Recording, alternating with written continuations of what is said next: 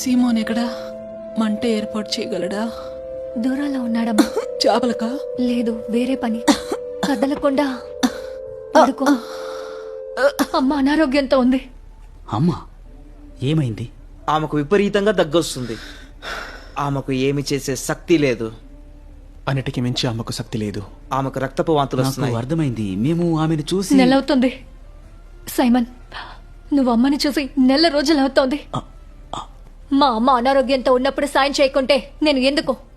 సీమోను, ఈ ఉదయం మౌనంగా ఉన్నావు. సీమోను, నీ ఇబ్బంది ఏంటి? నిజం చెప్పొచ్చు. నా మనసులో ఏముందో తెలియకే అడుగుతున్నారా?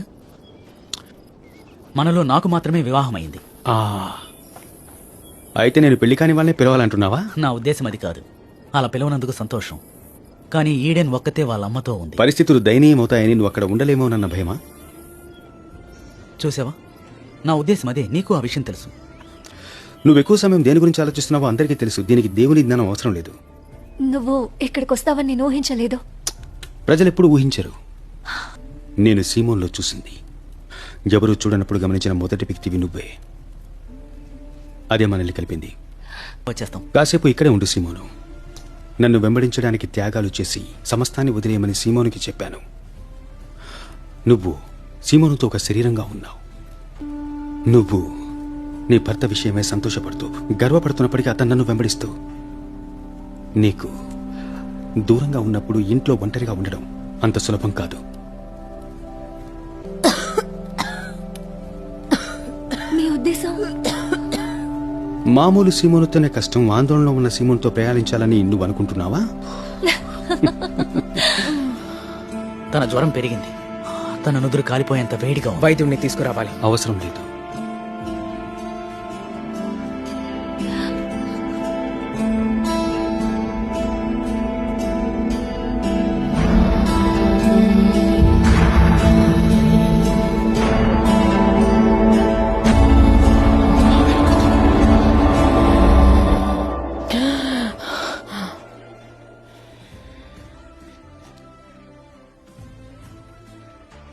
మీరెవరు? ఈయన నజరీయుడైన యేసు. నువ్వు ఇదివరకు ఆయన కలవలేదు. నా అల్లుడింటికి స్వాగతం. ధన్యవాదాలు.